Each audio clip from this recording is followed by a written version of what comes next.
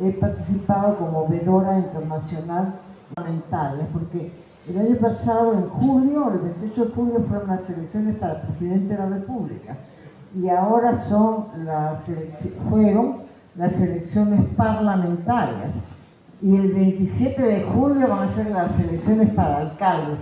Bueno, dicen que no hay democracia ahí, pero ahí se la pasan todo el día votando por unos y por otros, ¿no? Entonces, ¿qué es lo que ha pasado en las elecciones? Para la información de ustedes, en Venezuela no es obligatorio el voto. Usted va a votar si usted quiere votar. Si no quiere votar, no pasa nada, no vota y se acabó, ¿no? Usted es dueño de votar o no votar. No hay multas, no hay sanciones, no hay nada. La consigna de las personas que, bueno, difundida por la señora María Corina Machado, que es la oposición en Venezuela, representante de la derecha, ¿no? Era que no se presentara nadie a votar, que nadie fuera, ¿no? Esta consigna no fue acatada, e incluso uno de la oposición ha salido, ¿no?, como parlamentario, que es el señor Capriles. Antes de que María Corina tuviera ese rol que ha tenido, ¿no?, en las elecciones de julio, tenía ese rol el señor Capriles, ¿no? Eso, desde mi punto de vista, significa que la oposición ha dejado de ser sólida y ha dejado de ser un bloque, ¿no? Porque el señor Capriles se ha presentado y ha ganado la elección, o sea, lo han elegido por su lugar, ¿no? Entonces, eso significa que la oposición, parte de la oposición, está en el Congreso también. Lo que es saludable, también no es malo que esté la oposición en el Congreso, porque sirve también para los debates y para crear ideas, ¿no? Entonces no es malo que esté. Es bueno para nosotros en el sentido de que esa solidez de la oposición ya no se ha quebrado, ¿no? La ha quebrado el señor Capriles, y más se ha salido, ¿no? El señor Maduro tuvo 1 millón más de votos en relación a las mismas elecciones de la vez pasada, ¿no? Entonces, estas son parlamentarias, ¿no? Bueno, en Venezuela lo he visto tranquilo, es como Perú, pues con ambulantes, con muchas motos, ¿no? No se ve mayormente esas que dicen acá que se mueren de hambre, que no pueden andar por un sitio y por otro. No, la gente anda donde le da la gana y hambre, claro que hay gente que es más pobre, ¿no? También es cierto, no todo el mundo está pues boyante, ¿no? Hay pues diferencias y hay gente que todavía tiene que progresar, ¿no? Y van a volver a hacer una nueva constitución, o sea, van a pedir una nueva constitución, porque nosotros tenemos acá poder electoral, poder judicial y poder legislativo, ¿no es cierto? 3 poderes. Ellos tienen esos 3 más el poder electoral. O sea, el electoral acá es un sistema que pertenece a un poder, allá no, allá es en sí, per se. Ahora ellos van a crear y están proponiendo el poder de las comunas. ¿Qué cosas son las comunas? El pueblo, los barrios. Los barrios ellos llaman comunes, ¿no? Entonces, que va a haber un poder del pueblo, pero como poder del Estado. Aquí tenemos un defensor del pueblo, pero no, pues nosotros no participamos, pues, ¿no? Está nombrado, obedece a otra gente. Entonces allá en este momento van a pedir el cambio de constitución para que el pueblo tenga un poder. A mí me parece bien, ¿no?, que está representado de todas maneras, ¿no?, y decir lo que pensamos. Me parece que está bastante bien eso, pero eso les exige un cambio de constitución. Ahora el 27 de julio va a haber otras elecciones. Me parece que son de alcaldes. Me parece que es para alcaldes, ¿no? Ellos se la pasan todo el rato de elección en elección, ¿no? Se la pasan, siempre están eligiéndose, ¿no? Pero bueno, y participan, vuelvo a repetir, el que quiere. No es obligatorio, pero el que quiere va a participar. Este es el informe que yo podría dar del viaje que he tenido a Caracas, ¿no? Doctora, ¿qué opinión o qué cosas van a hacer ellos con respecto a los que están acá, a los venezolanos? ¿Piensan llevárselo? ¿Qué criterio tienen ellos? se queda acá. Mira, de eso he hablado muy a la ligera, no sé exactamente los niveles de gobierno porque yo he ido como vedora y los vedores no nos podemos meter en la política interna. O sea, los vedores ¿qué somos? Somos gente que vamos y nos dan clases diciendo cómo es el proceso electoral y no podemos tener contacto con nadie, no debemos tener contacto con nadie. ¿Por qué? Porque debemos ser súper objetivos, ¿no? Otra cosa son los invitados de partidos políticos. Yo no soy invitada por partido político, sino por el Consejo Nacional Electoral, ¿no? Esos son los que a mí me han invitado, que manejan las elecciones como vedora. Entonces, como vedora, yo soy muy discreta porque no puede decir yo estoy de acuerdo con esto, no. Nosotros vamos, estamos en los lugares de votación, ¿no? Hay mesas de 2000 personas, ¿no? Bastante votan, ¿no? En cada mesa. Además, ellos van con sus niños, con todo votar, ¿no? No son como acá. Están con las criaturas, votando, los chiquitos están jugando mientras el papá y la mamá votan. Bueno, tienen otra forma, y ese voto es electrónico, ¿no? Entonces nos han enseñado cómo es el voto, nos han hecho un simulacro para que nosotros veamos, ¿no? Y cuando va a votar a alguien, se le pide permiso a ver si él puede aceptar que uno vea, ¿no? Su voto. Bueno, se ve de uno a dos, no se está viendo de todos, ¿no? Entonces, que yo haya hablado así con ellos específicamente sobre la situación de los que están acá, no, diría una cosa que no es cierta. No he hablado porque mi posición en ese momento no era para hablar. Ahora, lo que sé, ¿no? Porque hay un rumor, que ellos califican que esto ha sido un ardid para tumbarse a Maduro y que han engañado a medio mundo de Venezuela, que sí han pasado momentos de hambre, sí lo han pasado, ¿eh? O sea, eso no es mentira. Ellos han pasado momentos bien duros que no había comida, porque había el acaparamiento y la especulación, no se habían preparado ellos no tenían en sus manos ni la distribución ni la comercialización. Ellos eran los ricos y compraban todo. ¿Y quién compraba? Cacaparca, pues eso que los negociantes, ¿no? Y cuando Maduro intenta o Chávez intentan los cambios, lo primero que hacen es esconder los alimentos y cuando sacan a precios muy altos. Entonces la gente comienza a pasar hambre, ¿no? Eso es verdad, la gente pasó hambre en un momento, eso ya está superado, ¿no? Entonces, pero ellos plantean que eso ha sido parte de la campaña porque ahí el pleito fue el petróleo. La cuenca del Orinoco es el lugar donde hay más petróleo en el mundo. Petróleo, ¿cómo llaman ese tipo de petróleo? No me acuerdo el nombre. Un nombre, ¿no? Y es la reserva, y Estados Unidos manejaba esa reserva. Le han quitado esa reserva y por supuesto han protestado. Y los que manejaban directamente, que eran los empleados, digamos, ¿no? Que ganaban muy bien, también están muy molestos, ¿no? Entonces, eso ha habido ahí una voluntad, digamos, expresa, ¿no? Ahora en este momento hay otra voluntad. Usted sabe cómo es, que tiene que llegar, pero no sabe ni por dónde llega. Porque usted tiene un avión y de repente ese avión no va a ese sitio, se va para otro lado y lo deja en otro lado.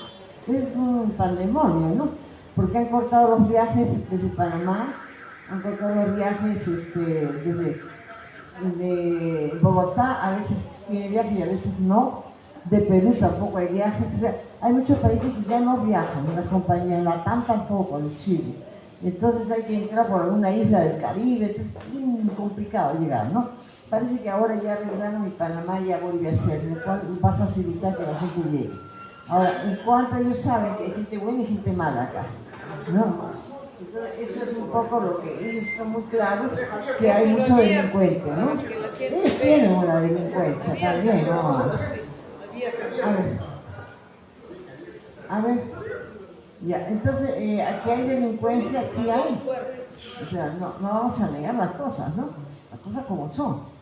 Y han exportado a los delincuentes, sí. Y esos delincuentes le han dado doctorado y maestría a los nuestros, ¿no? Porque el nivel de violencia de ellos es más alto.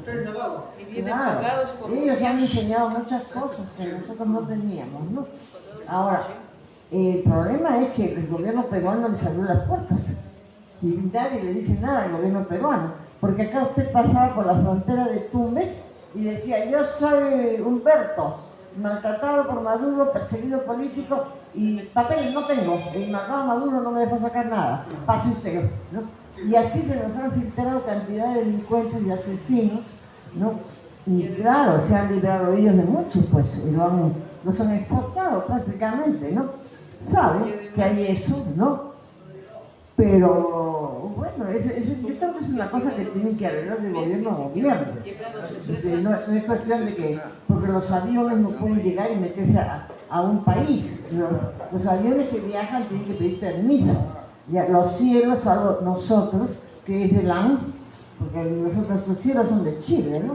Pero nosotros somos la excepción, ¿no? A nosotros hay que pedir permiso a los chilenos, ¿no? Porque decimos, los cielos, ¿no? Los otros países no, sus cielos son de ellos, ¿no? Y para entrar a ese territorio tienes que pedir permiso.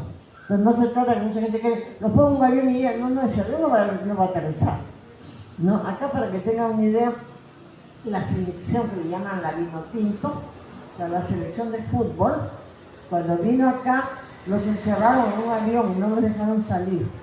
En ese entonces el embajador llamó a Palacio y le dijo a la que ocupa Palacio que en todo caso, si ella no permitía que se ponga combustible, él iba a denunciar al mundo que la selección de Venezuela había sido secuestrada en un avión en Perú. Se asustó y entonces dio la orden que le pusieran combustible. ¿Por qué? Porque Estados Unidos dice que todo avión, Estados Unidos inventa deudas, ¿no? Que Venezuela le debe, entonces todo avión venezolano, estatal o privado, si lo encuentra se lo llevan. Con pasajeros y todo. Sí. A veces una forma barata de llegar a Estados Unidos, ¿no? Pero es así, ¿no? Entonces por eso hay que tanto problema con los aviones, tanto problema con los vuelos. Uno aparece en una isla del Caribe, en las Antillas, en algún sitio, porque y en un aeropuerto no preparado para recibir tal cantidad de gente, ¿no? Entonces eso es lo que está pasando. Yo creo que venezolanos, a mi criterio, ¿no? Han venido de todas las áreas, ¿no? Porque también hay médicos, ¿no? ¿Y quién? Y esos médicos están trabajando acá y el Estado peruano no ha invertido un sol en esos médicos. ¿Quién invirtió en Venezuela? O sea, ellos invierten y vienen a trabajar para nosotros. Ahí, en ese lado nos beneficiamos, pero también tenemos a los malandrines, ¿no? Y esos malandrines, yo pienso que tienen que ser votados, que tienen que ser sacados de este país, toditos, de cualquier nacionalidad. Malandrín se va. Ahora, eso hay que llegar a acuerdos con los gobiernos de los otros países. Y seguro que los malandrines de nosotros van a venir para acá también, ¿no? Claro, eso va a pasar. Pero creo que ellos son más que los nuestros, ¿no? Ya pues acogeremos a los malandrines también, pues, ¿no? Veremos qué hacemos con ellos, ¿no? Pero eso es un poco lo que está pasando, ¿no? Yo creo que es un problema bien difícil, no me parece fácil, no es porque hay relaciones internacionales y el Perú no es una isla. El Perú tiene relaciones con un país y con otro país y hay sanciones internacionales. Entonces hay que ver cómo se maneja bonito. Por ejemplo, ¿qué hizo Ecuador? Ecuador inicialmente aceptó a varios y después dijo, no señores, Ecuador, país de tránsito, aquí no se me queda ni uno. Y entonces venían los ómnibus, porque le pusieron ómnibus y todo para sacarlo. Y se venía el corredor, exacto, eso es lo que armó Ecuador y nosotros, porque Kuczynski pidió que se quedaran, Alan García, Fujimori, todos porque hicieron el Grupo de Lima con la idea que en 6 meses tumbaron a Maduro. O sea, desde acá se iba a manejar para tumbarse a Maduro. Y invirtieron mucho dinero. Y entonces los trajeron acá a muchos con engaños y otros no, dinero sin engaños, ¿no? Entonces, ahora ese problema hay que arreglarlo. Yo no creo que se pueda quedar así. Ahora, hay quienes ya se casaron con peruanos, que tienen hijitos peruanos, las personas pues, y viven una vida bien, ¿no? Tendrán derecho pues, a quedarse, ¿no? Como hay peruanos en Venezuela también. Es decir, nosotros tenemos 4 millones de peruanos afuera. Hay 4 millones de compatriotas que viven afuera y se sienten peruanos y hacen fiestas a la peruana. Usted va a veces a algún bar y comienza a escuchar a uno que grita ¡Viva Chanchamayo! ¿No? Y uno dice, ese peruano Chanchamayo, la selva de Perú. ya pues ese está ahí tomando su cerveza, llorando por su chanchamayo, ¿no? Porque son migrantes económicos, han ido porque aquí no hay chamba, pues. No hay chamba, no hay trabajo, entonces se van a otros sitios donde hacen oficio de supervivencia, pero están mejor pagados, ¿no? En Europa de todas maneras se paga bien, ¿no? Pagan bien a quien hace trabajo doméstico, ¿no? Y lo hacen por horas, ¿no? Y ahorran y mandan a su familia también acá, ¿no? Hay 4.000 millones de dólares que llegan a Perú, de los que están afuera. Por eso digo yo, esas cosas hay que manejarlas con cuidado, porque si usted recibe 100, 200 euros que le manda su pariente y con eso pues se apoya, deja de recibirlo, vamos a decir, le va a gustar, ¿no? No le va a gustar. Entonces, ¿y dónde están mis euros, no? Que me mandaba mi hijo, mi pariente. Entonces, eso es lo que hay que tener cuidado. Es un tema a discutir. No, dejarnos de... sí que molesta que hay esos venezolanos malcriados, groseros, ladrones, sinvergüenza. Por supuesto que molesta, ¿no? Pero no todos son así. Ahora, también hay que fijarse en otra cosa. Muchas veces el problema no está en el venezolano, sino en el peruano. Que si a usted le van a pagar 1.200 el mínimo vital, al venezolano le dice te pago 600. Y cuando se muere de hambre, dice, bueno, pues acepto. Entonces usted dice, no, me está quitando el trabajo. Sí, pero hoy también me están explotando, ¿no? O sea, ¿de quién es el problema? Del que contrata, pues. En muchos casos, ¿no? El problema es el explotador, es el que está contratando, que está usando la necesidad que tiene, ¿no? Entonces, eso hay que verlo.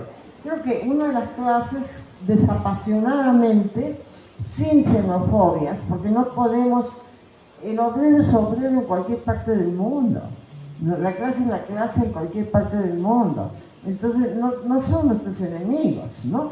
Entonces, pues la ultraderecha, esos sí son todos sus hermanitos del alma, en todas partes del mundo también, ¿no? Entonces, a esos no son nuestros amigos, pero tampoco los pueblos somos enemigos, ¿no? Los pueblos somos hermanos, somos solidarios, ¿no? Entonces hay que ver, y claro, pero hay reglas, si somos peruanos y con orgullo, ¿no? Entonces, nosotros primero es el Perú, después van a ser los otros. Estoy de acuerdo también en eso, ¿no? Pero hay que ver cómo se manejan las cosas, ¿no? Para mí hay una cosa, no se ha hablado, en este momento, en los medios que yo he estado, el tema ese no se ha tocado, porque además no se podía tocar, ¿no? No sé si hay otra pregunta, mientras venga Janet. A ver, Con respecto a lo que dices sobre el problema no es de los venezolanos, sino también de los peruanos.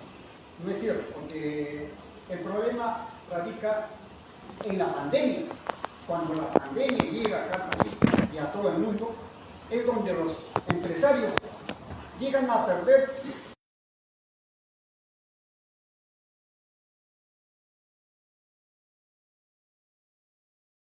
pero la pandemia tiene problemas. En medio de la pandemia, los cubanos, en el mar de los mismos pueblos, los empresarios tenían cómo pagar a los empleados, van a tener que cambiar incluso a los cuatro peruanos por venezolanos.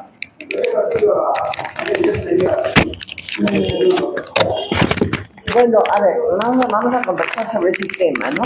Yo pienso que la pandemia ha mostrado un país así. Y la pandemia nos dimos cuenta que 5 millones no tenían agua, no tenían luz, ¿no? Lávese las manos, ¿y con qué me la voy a lavar si no tengo agua? Póngase tal cosa, ¿y con qué si no tengo para esto? La máscara, la vacuna, la no sé qué, y yo no tengo para ponerme la vacuna, yo no tengo para ir si la vacuna será real o no. Y llegó un momento en que a tu ser querido lo ponías en un hospital para ver si lo ayudaban y te entregaban una caja y te decían, este es tu ser querido. Entonces la pandemia ha habido muchas cosas, ha mostrado un país, la miseria, la pobreza de un país. Hay un ministro que fue de la izquierda, ¿no? Ugarte, ¿cómo se llama? Ugarte, ¿no?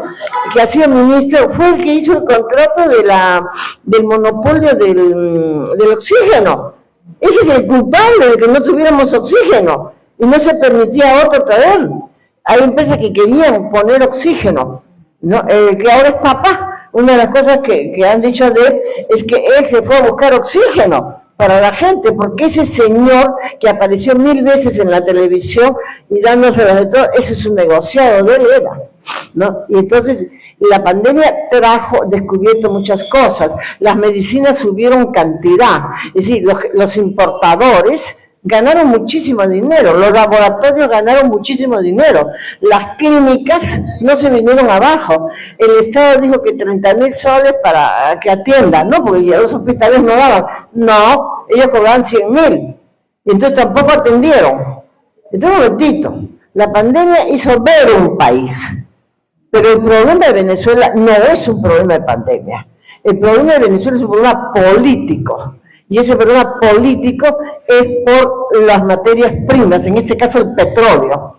Así como hay guerras por el agua, hubo la guerra del salitre, y que en realidad no fueron los chilenos sino los ingleses, ¿no? Entonces, igualito, aquí nosotros nos prestamos, Alan García, Kuczynski y toda esa gente, nos prestamos a ser el país piloto, obediente a los gringos, para tumbarnos al gobierno venezolano, para que los gringos volvieran a tener su petróleo, que era un asunto de petróleo, ¿no? Y claro, no solamente los gringos tenían el petróleo, sino la capa que trabaja para los gringos volvía al poder y volvía a tener mucho dinero.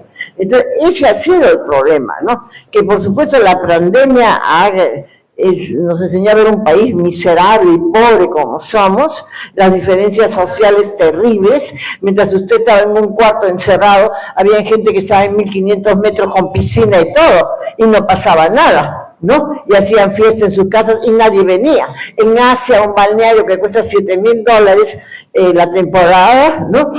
Para ir solamente a la playa, nada más, ahí se seguían reuniendo. Y ahí sí, para ellos no hubo pandemia. O sea, pandemia hubo para los pobres, pandemia hubo para los que no tenemos dinero, para nosotros sí hubo pandemia, pero los ricos no tuvieron pandemia, y si la pandemia la tuvieron muy suave, ¿no? Bueno, claro, entonces yo creo que hay que investigar más eso, ¿ya, Rubén? Porque no es el problema de la pandemia, el problema de Venezuela. El problema de Venezuela hay que mirarlo bajo otro aspecto, que es un aspecto político y de recursos y de materias primas, ¿no? Que siempre hemos tenido el problema de ser ricos, todos quieren nuestras materias primas, pues, ¿no? A ver si alguien quiere más, mientras viene Janet, a ver si... Que nos informe cuánto allá en Venezuela, cuántos parlamentarios y si hay senadores, cuánto integran, ¿no? Y cuál es su geopolítica de Venezuela y cómo está políticamente el gobierno encarando a nivel latinoamericano. Si usted ha captado algo de la situación internacional de allá. Bueno, mire, en primer lugar nos hemos reunido personas de muchas partes del mundo, mucha gente de África, ¿no? Hay muchos africanos que han ido, ¿no? A ver cómo estaban las elecciones, cosa que aquí cuando hay algo no vienen los africanos, ¿no? Allá hay muchos africanos que vienen del África, pues un montón de países, ¿no? De Perú a nivel de veedores, estoy yo nomás, a nivel de veedores, porque ha habido también invitados por partidos políticos, pero no nos juntan, pues porque ellos sí están, ellos pueden reunirse, hablar y todo, porque son de política, en cambio nosotros no. Entonces, ha habido poco, no ha habido mucho esta vez. En julio éramos 180 veedores internacionales, ahora me parece que hemos sido unos 60, no éramos más, ¿no? Porque también para ellos las elecciones eran menores, ¿no? No le daban la importancia de la presidencia de la República, ¿no?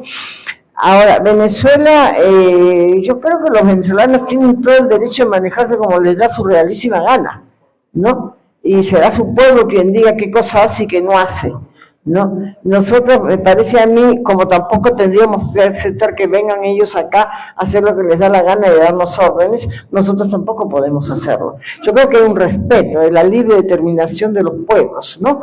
Está bien, somos amigos, somos hermanos, somos tolerantes, pero no vengas a darme órdenes ni a decirme qué es lo que yo debo hacer, ¿no? Nosotros tenemos que resolver nuestros problemas a la peruana. De repente, al resolver los problemas, hacemos alianzas, hacemos, bueno, negocios, ¿no? Claro, podemos hacerlo, ¿no? Pero la decisión creo que la tomamos nosotros. que no la toma otro país. Por ejemplo, el señor Kuczynski dijo que éramos el perrito faldero de los Estados Unidos. A mí me pareció espantoso, pero nadie protestó, les parecieron bien porque éramos falderos, pues nos tenían en sus faldas, ¿no? Éramos el perrito apreciado, posiblemente, ¿no? Y nadie dijo nada. A mí me pareció espantoso una cosa de esas, ¿no?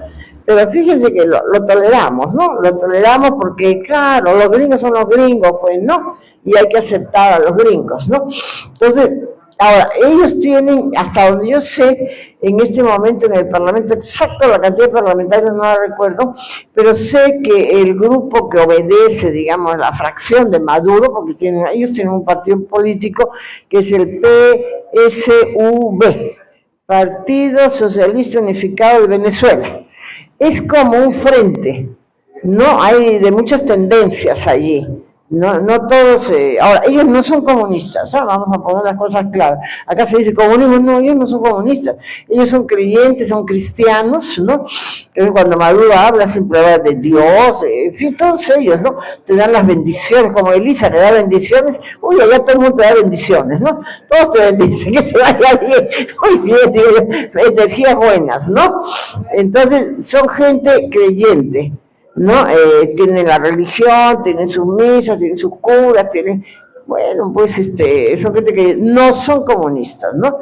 Ahora, lo que ellos han planteado es que van a procurar ir al socialismo, pero un socialismo, llaman ellos del siglo XXI, es un socialismo a la venezolana, o sea, van a ver qué hacen con su país, ¿no? Y van a ver cómo, bueno, la idea es suprimir pobreza, suprimir miseria, dar colegios, dar universidad, dar salud, transporte público, ¿no? Sí, nunca vamos a ser todos iguales, siempre hay diferencias, ¿no? Porque hay quien trabaja más y hay quien trabaja menos, también. Hay quien se esfuerza más y hay quien se esfuerza menos, ¿no? Hay quien quiere ir a la universidad y hay quien que se queda con el quinto medio y dice, ya no quiero más, porque voy a seguir estudiando, ¿no? Hay quien dice, no, yo quiero seguir estudiando y se esfuerza más. Hay quien trabaja y estudia. Entonces, uno pues tiene más derecho porque se ha esforzado más, ¿no? Entonces, intentan, pero no sé si lo van a lograr. Ahora, ellos tienen, a mi criterio, es una apreciación muy personal, ellos tienen el apoyo de China y de Rusia, a mi criterio. Esa es una cosa que a mí me parece que es así, ¿no? Que ellos, los rusos y el Putin y Xi Jinping, sí, tienen acuerdos, ¿no? Me parece. Porque creo que también ellos los han ayudado a salir de la crisis económica, me da la impresión, ¿no? Pero es una impresión personal, ¿no? Oye, yo eso no lo puedo decir a nivel oficial porque esas cosas yo no puedo hablar a nivel oficial. A nivel oficial yo tengo que estar calladito. Más bien entre nosotros hablamos, ¿no? Porque hay delegados de Brasil, dos ecuatorianos, o un español, el grupo que hicimos nosotros, ¿no? Un español, un panameño, que están con problemas bien serios los panameños porque les quieren quitar el canal de Panamá. Otra vez que Estados Unidos llevase el canal, ¿no? Entonces, está con una política muy agresiva, ¿no? Ahora quiere ya que los estudiantes de Harvard no vayan más a Harvard, ¿no? Está completo con la universidad porque los chicos están matriculados, tienen becas, todo, y ya Trump, claro, son migrantes, pues. Pero, claro, la universidad, sí, la universidad les ha puesto un paro y pues van a entrar en pleito, ¿no? Este señor está peor que cualquiera, ¿no? Ya no quiere ni que los estudiantes, ¿no? Porque dice que le roban la tecnología, ¿no? Ahora, eso es bastante cierto, porque yo estuve un tiempo ahí en la Universidad de New York y estaba dando unas conferencias a nivel de PhD, y yo veía muchos chicos chinos, pues se nota que son chinos, pues, físicamente son diferentes a los gringos, ¿no? Y entonces le digo a la persona que me acompaña, le digo, oye, pero muchos chicos chinos, ¿no? Ah, sí, me dice, muchos chinos. ¿Y qué hacen? Estudian, pues, me dije. Ah, estudian. Ah, le digo, entonces, todos estos ya se van a quedar. No, me dicen, no. Ellos vienen, pagan $60,000 al año en esa universidad y aprenden bien, Y una vez que aprendieron bien, se van, nos roban la tecnología y se van a su país. Eso me dijeron los de la misma universidad donde los chicos estaban, ¿no? Que era la Universidad de New York, que está en Manhattan, ¿no? Entonces, bueno, estos chinos pues, están pagando para robar la tecnología y los otros la están vendiendo con tal de que paguen, pues también, ¿no? Porque no les dicen no, les dicen está bien, pues si paga, está bien, ¿no? Entonces, bueno, yo Trump de alguna manera tiene algo, ¿no? Bueno, ya me pasa. Bueno, ya vino la doctora.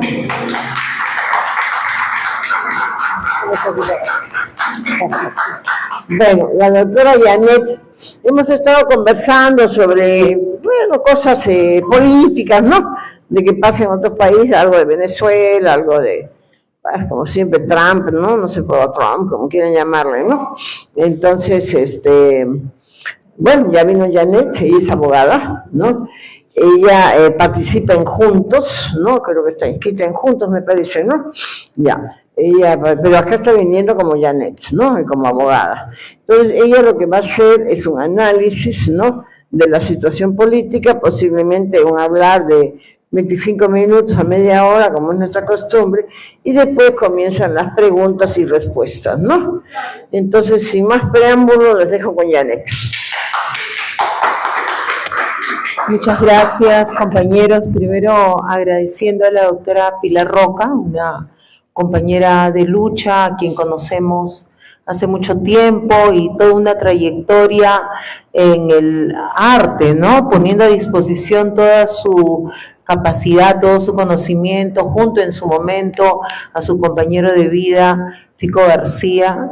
Y entonces, ¿quién no conoce a Pilar? Pero a mí, la verdad, hermanos, compañeros, Pilar, es un honor estar acá contigo. Me acuerdo cuando te invitamos la primera vez el 2023 para una exposición en torno a los derechos de la no violencia contra la mujer para el 25-26 de noviembre de ese año, y tú estabas en Arequipa, me invitaste a tu casa, hice una entrevista a la compañera y mucha gente te conoció a partir de esa entrevista que pudimos pasar. Y hoy día estamos acá, hermanos, muchas gracias y las disculpas por la espera.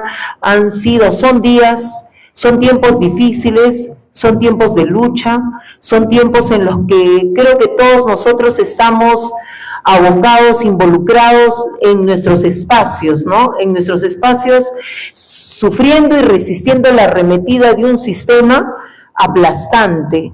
Creo yo, como lo dijimos en Juntos, bueno, como política, pero también como luchadores sociales, hemos visto la forma de cómo creamos espacios de concientización para que nuestras hermanas, hermanos que tienen ese instinto de lucha, que salen a las calles, que tienen una protesta en el corazón y una consigna, cómo nos unimos con otras organizaciones del pueblo que de repente no tienen tanta formación política, pero sí tienen ahí ese germen, lo natural, lo instintivo, de que hay cosas que no están bien y que hay que confrontarlas. Así es como estamos realizando unas actividades, lo que hemos denominado los Cineforo Popular.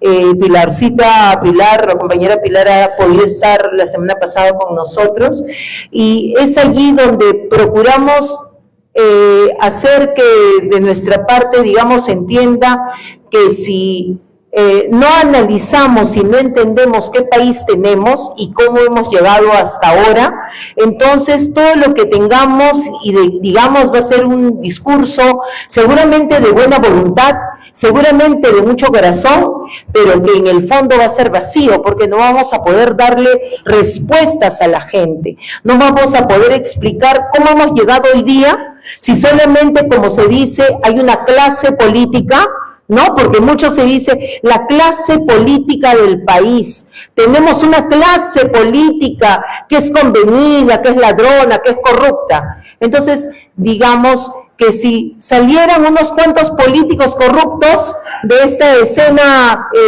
digamos, de la escena política, entonces se solucionarían las cosas, pero nosotros sostenemos que no es así.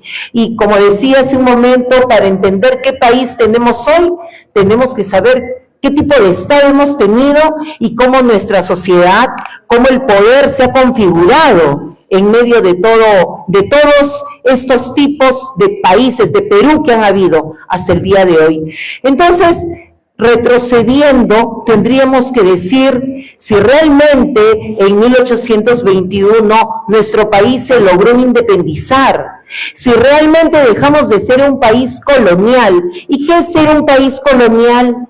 Ser un país colonial es ser un país subyugado al poder de otro país, que maneja las riendas económicas del resto. Todas las colonias son espacios donde un país del exterior ha venido y ha instalado su poder, sus formas, sus cánones, sus reglamentos, sus reglas, y sobre todo que tiene un beneficio económico de ese lugar en donde yace su colonia. Entonces, diríamos, si ya fuimos al concepto, tendríamos que entender si realmente a partir de 1821 dejamos de ser una colonia española. Entonces nosotros sostenemos que en el formato jamás dejamos de ser una colonia, porque aquí en el Perú se quedó una aristocracia que representaba y evocaba y nos recuerda a ese colonialismo, a esa españolidad que se quedó diciéndonos que acá había una raza que era inferior, una raza que tenía que estar subyugada. Entonces, si viéramos y si recordáramos, porque estoy segura que todos lo sabemos, pero de una forma a veces hasta desordenada, o a veces hasta lo olvidamos y no lo tenemos claro, pero si acá queremos confrontar, y todos los que se llamen políticos, todos los que pretendan ser representantes del pueblo en una elección popular, tendrían que tenerlo claro, o tendríamos que tenerlo claro, compañeros, para poder dar respuestas. Porque en un debate, si no, nos vamos a quedar diciendo que los malos y la clase política y los corruptos, y de ahí no vamos a salir. Es penoso ver realmente a compañeros, a militantes del pueblo, porque sé que son militantes del pueblo, pero que poco les interesa a veces, porque sienten que si lo dice esa persona, entonces no, ¿para qué lo voy a escuchar? Si no es de mi agrupación, así se piensa. No es de mi agrupación, no es de mi partido, ¿para qué lo escucho? No, no me importa, yo ya sé por qué lucho, yo tengo mi gente, tengo mi base, y ahí nomás nos quedamos. Pero no, hermanos. Acá el que se sienta que sabe más y que sabe todo está perdido, y más bien es un enemigo del pueblo, ¿no? En eso tendríamos que tener una claridad. Entonces tendríamos, como dije hace un momento, que entender que después de ese colonialismo y después de esa supuesta emancipación, desde 1800 en adelante vivimos un Estado gobernado por una aristocracia que mantenía todos los ritmos y todos los estilos de los españoles en el país, y que luego de muchos años, y que supuestamente ese colonialismo se iba saliendo, pero se iba retirando no de una forma pues radical, sino fue todo un proceso. Entonces quedaron aquellos que supuestamente sí eran peruanos, sí eran del país, pero eran una tira de oligarcas, familias que estaban posicionadas y que en un momento determinado, cuando supuestamente se instalaba una república, no se les ocurrió otra cosa mejor que decir: estas son las tierras que son mías, y es así como se reparten los fondos del país. Y como empiezan a existir trabajadores del campo, que eran las comunidades campesinas, que como estaban en un territorio que ya el Estado le había dicho que ahora le pertenecía a David, a José, a Antonieta, entonces ellos eran los nuevos dueños y son tus patrones. ¿Y cómo se configuró esa sociedad llena de trabajadores del campo, esclavizados, a quienes no se les pagaba un sueldo, a quienes se les tenía, digamos, dándoles bonos para que puedan recoger productos de las tiendas que eran propiedades de los mismos terratenientes, de los mismos gamonales, de los mismos propietarios de esas comunidades y de esas tierras, ¿no?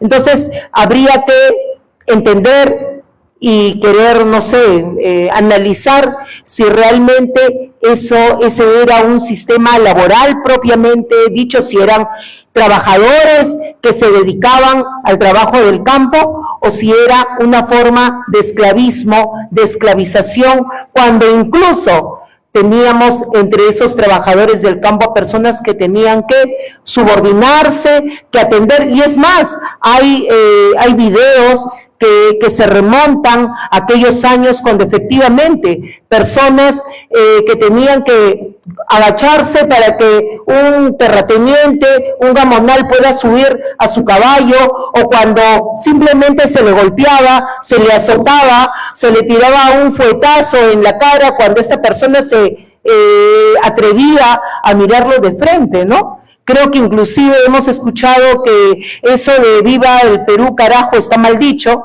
porque ese carajo es decirle en ese tiempo a ese trabajador del campo que tenía que mirar para abajo. Era así que nace esa expresión del carajo, ¿no? Y hoy día, digamos, el análisis sería cuánto esta sociedad ha cambiado después de ello, ¿no? Después de un país que tuvo un holocausto del caucho, cuando en la selva peruana, ya no estamos hablando de acá de la zona costeña o de la sierra, sino estamos hablando de la zona de la selva, y cuando ese holocausto significó la muerte de miles de personas de la selva, donde a los padres que los consideraban inservibles se les asesinaba. Estamos hablando de 1881. Estamos hablando de mediados del siglo XIX, no estamos hablando, digamos, de hace 300, 400, 500 años. Estamos hablando de hace menos de 200 años, compañeros, ¿no? Supuestamente después de la independencia del Perú, que fue en 1821, la época del caucho, el holocausto del caucho, que significó la esclavización de jóvenes, adolescentes, mujeres, a quienes si no trabajaban se les cortaba la mano. Estamos hablando 1881-1914. Entonces, volvemos a entender qué tipo de estructura del Estado hemos tenido después de ser colonia, después de ser un Estado aristócrata, después de haber sido un Estado oligarca, en torno al caucho, en torno a la tierra con los esclavos del campo, y cuánto eso tendríamos que analizar ha cambiado al día de hoy, cuando tenemos, y muchos hemos sido testigos de la lucha que hubo en Ica, en Barrio Chino. Estamos hablando del 2019 y 2020, antes de la pandemia, cuando hicieron un gran paro porque simplemente ganaban 180 soles, 200 soles mensuales, no, semanales, 220, menos de 1,000 soles al mes, ¿no? Trabajando desde las 6 de la mañana hasta las 5 de la tarde, 11 horas. Esa es la realidad, estamos hablando 2019-2020. Y donde gracias a esa lucha, el 2020 tienen una ley, la 31110, que les otorga un bono que les permite tener unos 300 soles más al mes. Y ese bono ha significado hoy día que tengan una persecución donde los trabajadores de Barrio Chino, 35 personas y más, están siendo procesadas por esa lucha que hicieron como extorsionadores. Lesiones graves, lesiones leves, daños graves a la propiedad. Un proceso con el que se les quiere refundir en la cárcel, con tierras que son dueñas, pues, agroexportadoras, y donde el señor Sillonis es uno de los propietarios de muchos fondos y de muchas agroexportadoras. Es quien, habiendo ido recientemente a la Fiscalía Corporativa Penal de Ica, he podido ver la denuncia de 25 páginas y la persistencia, a pesar que ya ha habido una primera decisión de esa fiscalía de archivar el caso porque no hay absolutamente más pruebas que efectivamente lo que pasó en esa vez, que ha sido una respuesta del pueblo ante la arremetida de un Estado que les dio la espalda y que los reprimió ferozmente y que ahora lo sabemos cómo es cuando hemos vivido lo que hemos vivido desde el 7 de diciembre del 2022 en adelante. Entonces, esa es la realidad que podríamos decir y tendríamos que, recordando lo que pasó con el caucho, lo que pasó con los trabajadores del campo, si ese nivel de esclavitud se perdió. Pero habría que señalar algo que me parece importante. Hubieron puntos de quiebre en todo este proceso. Y un punto de quiebre importante fue lo que vivimos con el gobierno del general Juan Velasco Alvarado, que muchos pueden ser muy críticos con ese gobierno. Podrían hasta decir que no fue un gobierno donde hubiera toda una casta o toda una agrupación fuerte de parte de los militares que acompañaban en ese tiempo o que estos eran contemporáneos a Velasco Alvarado. Podríamos decir muchas cosas, pero lo principal creo que tendríamos que hacer es rescatar dentro del proceso de reivindicación de las luchas por los derechos del pueblo, habría que, digamos, recoger si efectivamente no fue una decisión justa ante una situación de injusticia absoluta, que era lo que se vivía en ese tiempo entre los campesinos, entre las formas de avasallamiento que tenían, de esclavitud, la nueva forma de la esclavitud del mundo, es eso donde supuestamente hay trabajadores y se les da cosas y no sé, pero en realidad en el fondo se aprovechan del trabajo de, en este caso, los trabajadores que estaban en el campo en ese tiempo cuando el general Velasco Alvarado decide hacer un punto de inflexión y decide hacer un golpe en ese tiempo a quien estaba en el gobierno, el señor Belaunde, que no realizó la reforma agraria que había prometido realizar. Entonces, hubo un papel muy importante que cumplió una persona que venía de las Fuerzas Armadas, que no tenía que ser el mejor.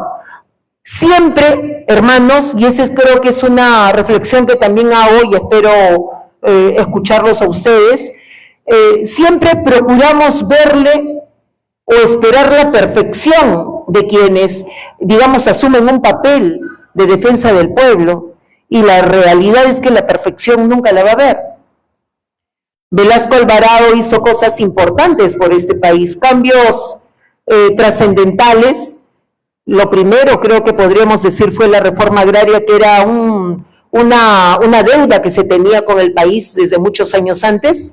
Lo otro, me parece importantísimo, fue la reforma educativa, donde hoy día tenemos una educación donde no se permite ni siquiera el análisis, el estudio de la filosofía ni de la lógica, para obviamente tenernos y convertirnos en la sociedad que tenemos hoy.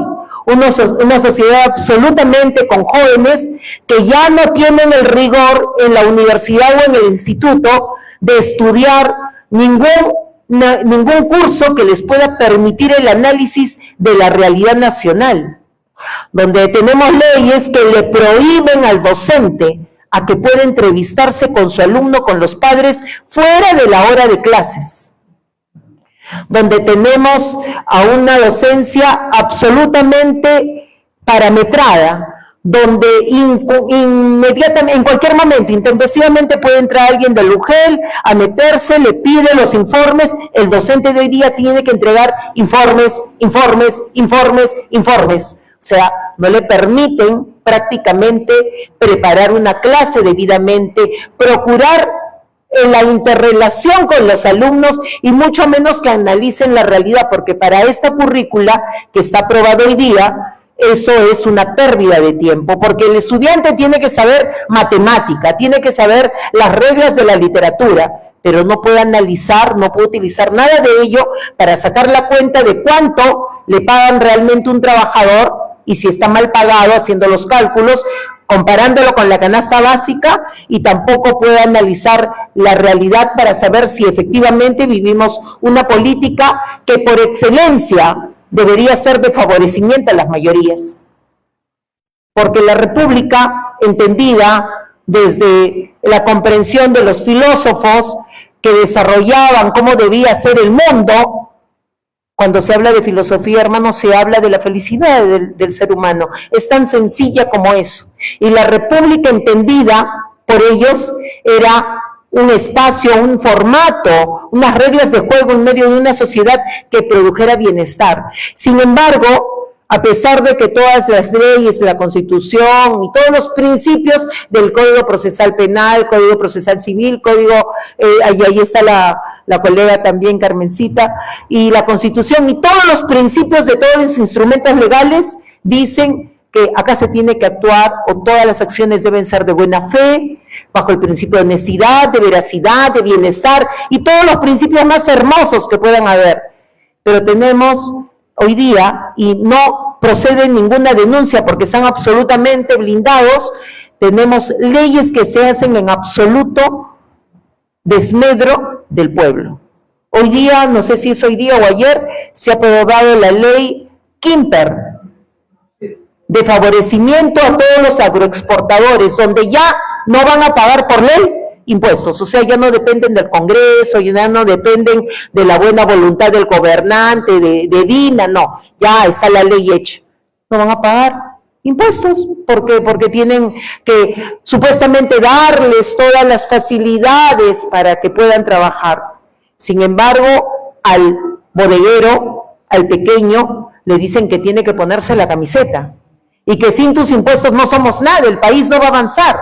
Entonces, ¿cómo está concebido este país donde ningún principio de buena fe y de bienestar para la humanidad, para la mayoría, para la sociedad, se respeta? Absolutamente nada. Hablando, hermanos, de estas diferentes estructuras y reestructuraciones, cómo se ha reajustado el Estado, después de haber mencionado el Estado que hemos sido, colonial, aristócrata, oligarca, hemos sido un país semifeudal, de servidumbre durante todas estas décadas, llegamos a tener un Velasco Alvarado que quiso romper con eso, y estando en camino a ello, tuvo una reforma agraria de solamente 5 años, quebrado por un golpe, el golpe de Morales Bermúdez, que también hay que decir eso. Yo creo que Velasco Alvarado, vimos un documental la semana pasada, un documental que tiene ya algunos años, creo que 8 años de elaborado, La Revolución y la Tierra, y Velasco creo que erróneamente decía lo siguiente, ¿no? Que le comentaba, dicen a su hijo, que no podía entender cómo, digamos, a quienes él había perjudicado, que eran los terratenientes, a quienes les quitó la tierra, él podía entender por qué ellos estaban en contra de él, y obviamente por qué querían su salida del gobierno. Pero decía Velasco Alvarado que lo que él no podía entender era por qué la gente a la que él había beneficiado, que eran los miles y miles de trabajadores del campo, los miles de peruanos, ¿por qué no habían peleado por él en el gobierno? O sea, ¿por qué no se habían opuesto a Morales Bermúdez? Esas eran palabras de Velasco Alvarado. Pero yo creo que se equivocó, porque en realidad, si su salida, estamos hablando del año 74, ¿no es cierto? 75, si no significó, no provocó una guerra civil, fue porque el pueblo y la gente y la mayoría pensó que efectivamente Morales Bermúdez entraba para hacer la segunda fase de la revolución de las Fuerzas Armadas. La gente creyó eso porque Velasco estuvo ahí, y Velasco nunca se opuso a la entrada abiertamente, nunca confrontó con Morales Bermúdez cuando él ingresó al gobierno. Es más, se decía que Velasco lo había invitado a Morales y le había dado la gran tarea de continuar porque mi salud está resquebrajada, ya le habían amputado una pierna, ya él se sentía muy mal físicamente, emocionalmente. Entonces, si a la memoria de Velasco, si nos está escuchando en este momento, que él sepa que acá había un pueblo que no sabía lo que estaba pasando y que no sabía que en realidad quien estaba entrando era un traidor de la revolución de las Fuerzas Armadas, que había sido iniciada y solamente dada por Velasco Alvarado. Obviamente, cuando ingresa Morales Bermúdez, destruye todo lo que hizo Velasco, ¿no? No solamente desactivó el CINAMOS, que era esa instancia, ese órgano de relación entre el gobierno y el pueblo organizado, que promovía la organización del pueblo, sino que también, digamos,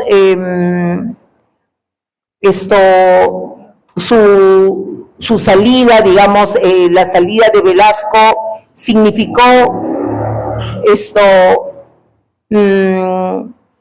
digamos, que significó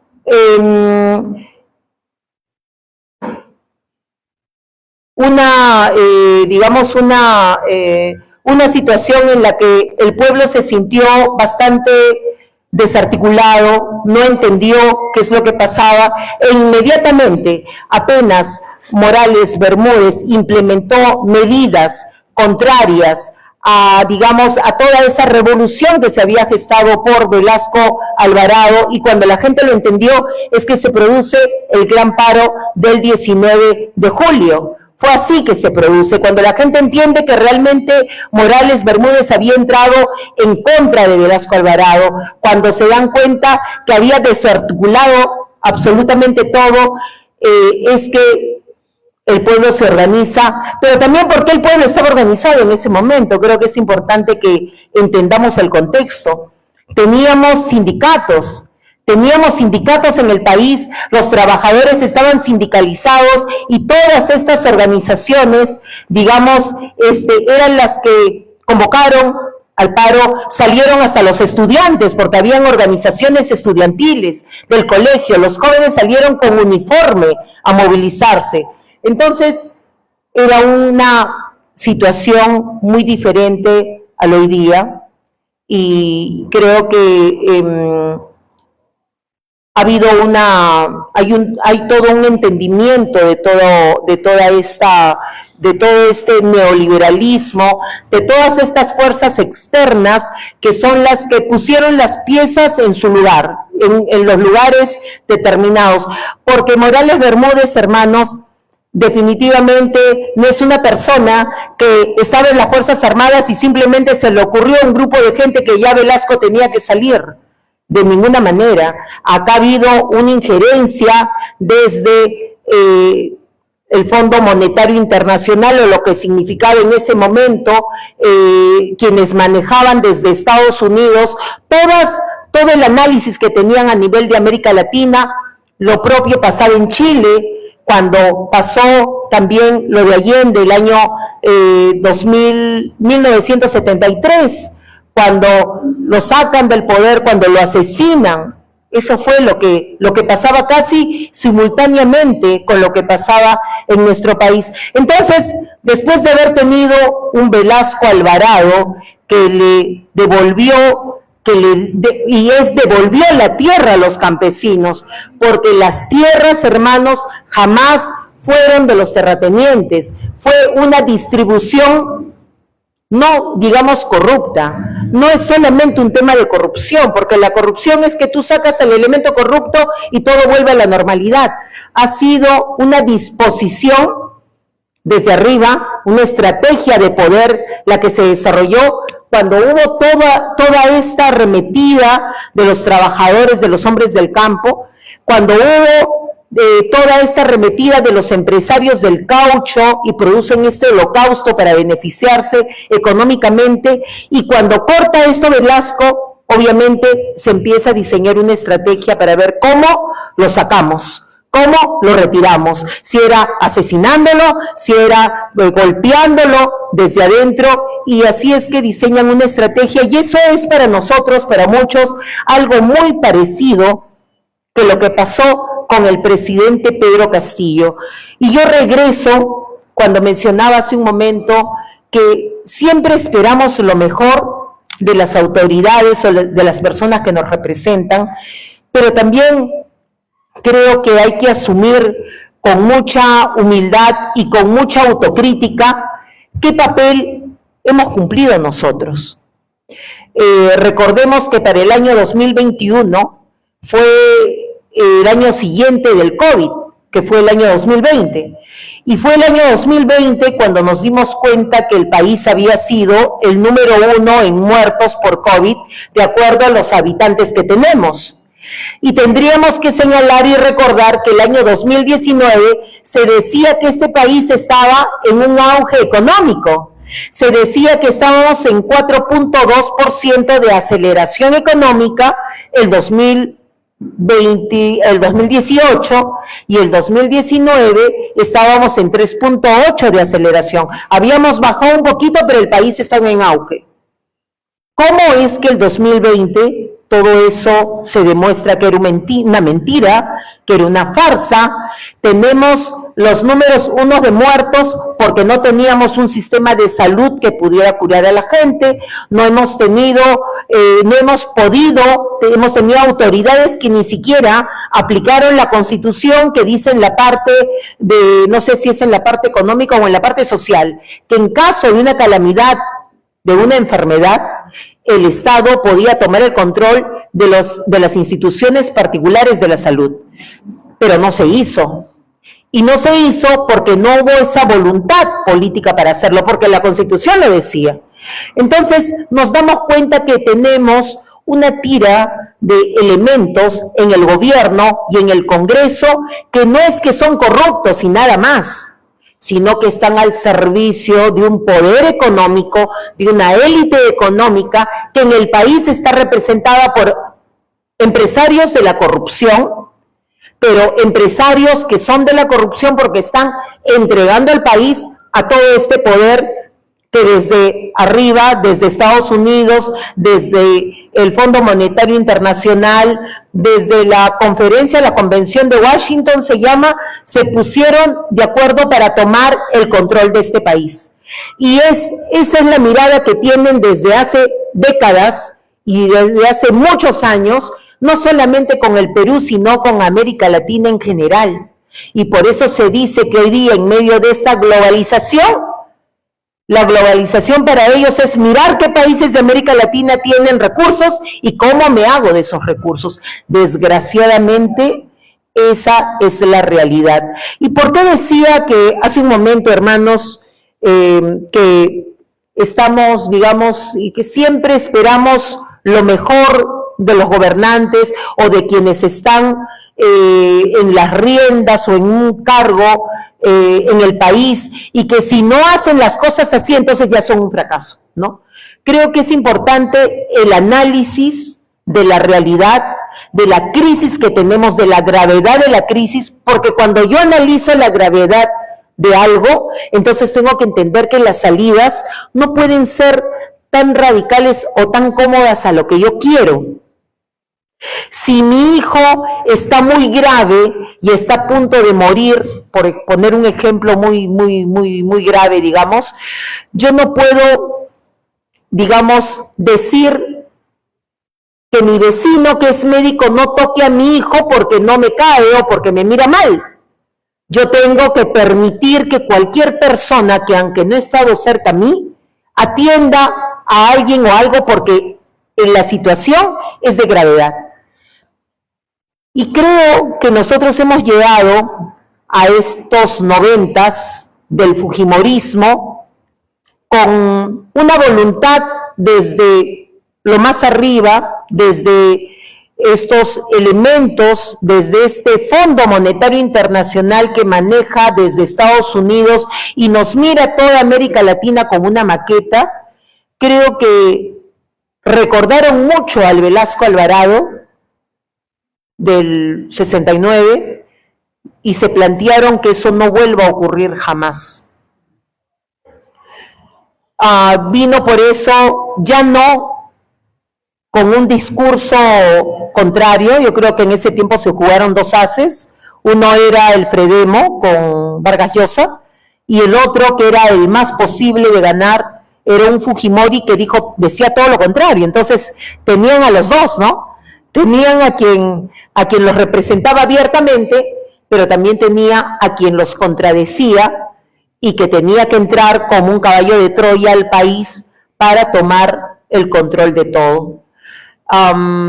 Y es desde entonces que se implementó un reajuste de este Estado, lo que se llama la reestructuración de un Estado que ya no era colonial, ya no era aristócrata, ya no era estrictamente oligarca, y que se manejaba en torno a la tierra, al caucho, sino tenía que ser una propuesta, un reajuste moderno que hablara de que en este país estábamos invadidos por un terrorismo que no permitía el avance y que ese terrorismo mataba gente y que necesitaban un gobierno autoritario, y esa autoridad era pues alguien que tendría o que tuviera esa descendencia japonesa, que tuviera el formato de un emperador, esa autoridad de un emperador, y es así como ingresa Fujimori trayendo un reajuste del Estado, convirtiéndonos en un Estado estrictamente privatizador y de los contratos ley. Creo que eso es lo que principalmente lo ha caracterizado, y su Constitución da muestra de ello, porque lo principal que nos trae en términos económicos es los contratos ley, contratos que ya no van a poder ser resueltos, porque simplemente alguien o el empresario incumple el contrato. Todos los contratos, y no hay que ser abogados, ustedes tienen un contrato de alquiler, y si en el contrato usted le pone a la persona que no le puede subarrendar a alguien, entonces dice el contrato, cualquier incumplimiento de las partes quedará resuelto el contrato inmediatamente. Pero gracias a esta Constitución, eso se terminó en el país. Y los contratos con estas grandes empresas de la luz, las empresas, las mineras, las empresas petroleras, absolutamente todas las concesiones, porque también es cierto que estos contratos le llamaron concesiones, estas concesiones ya no permiten que los contratos se resuelvan porque hay un incumplimiento de alguna de las partes. El contrato solamente se puede resolver, como es una ley, los contratos ley son una ley, solo se pueden resolver con otra ley, porque tiene que tener la misma jerarquía. ¿Y las leyes quiénes las hacen? Los congresistas. Entonces, el negocio es redondo, la estrategia fue así. Ya lo dijo Marta Moyano hace un par de años, creo que todos escuchamos el audio, cuando le decían con fujimoristas que no hay estrategia, y estamos perdiendo. Y ella le decía que la estrategia sí existe, pero que la estrategia no se dice. La estrategia no se dice porque no se tienen que enterar, pero hemos entrado a la prensa, hemos entrado acá al Congreso, estamos entrando, tenemos controlado el Ejecutivo, estamos cambiando las leyes para hacer que, si nosotros somos principalmente congresistas y tenemos el poder congresal, las leyes estarán ajustadas a que desde ahí se gobierne el país. Estamos tomando todas las instituciones que son los órganos, digamos, complementarios a todo el Ejecutivo. Entonces, estamos controlando todo.